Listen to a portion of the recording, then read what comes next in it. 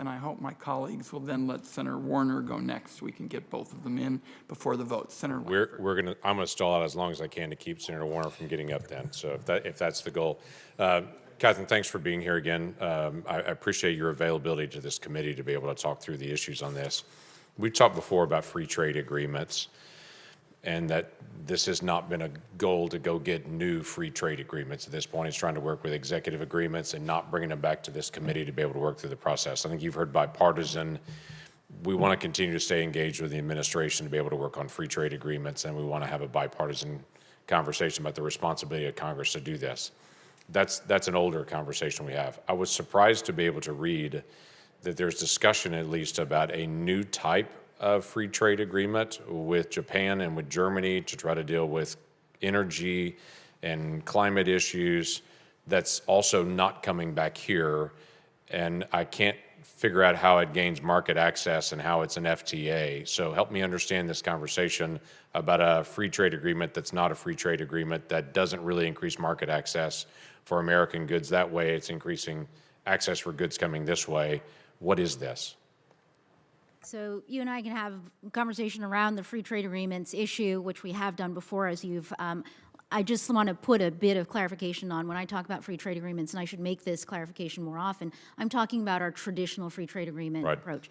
I believe that there could be an approach that promotes resilience in a much better way and in a way that our traditional approach hasn't. Your second question relates to, I think, critical minerals and the interpretation of a free trade agreement in the Inflation Reduction Act.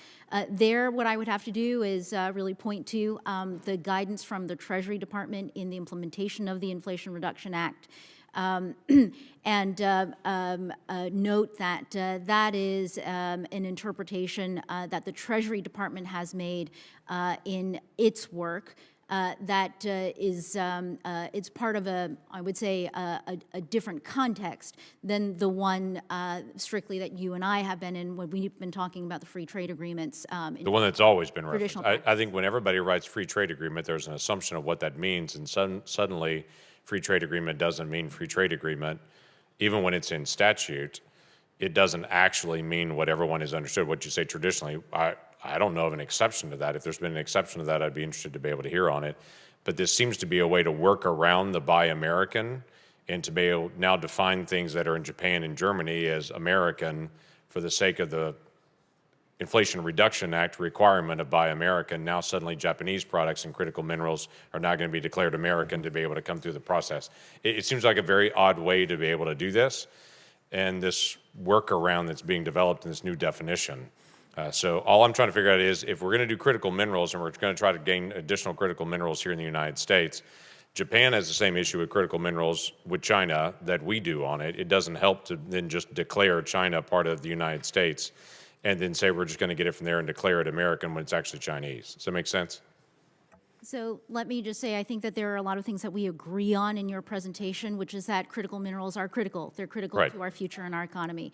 That we have significant supply chain challenges with respect to our access to critical minerals and where critical mineral deposits are right now actively being exploited and being made available to the world market. And third, what I would say is that in terms of addressing our supply chain vulnerabilities with respect to critical minerals, it is something that we cannot do alone, that we have to do with our partners.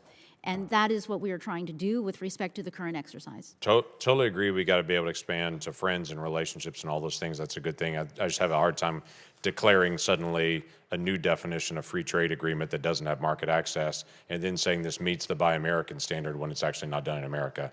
That just seems a little odd to me in that. Can I ask a separate question? I know we don't have much time on this. It's about the Abraham Accords. It's one of the things we talked about with foreign policy, extending our foreign policy, also extending to our trade policy. What are we doing actively right now to expand our input and trade relationships with those in the Abraham Accords? So we have a number of existing free trade agreements from 15 to 20 years ago with countries in the Middle East.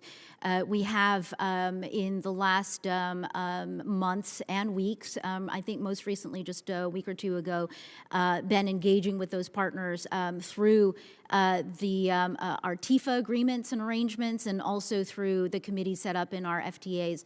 And so as part of our work is to be part of the foreign policy policy toolbox, we are bringing our tools to bear. Great, thank you. Please keep doing that. I thank my colleague, and as he knows, Senator Warner knows as well, I feel very strongly about expanding the Abraham Accords and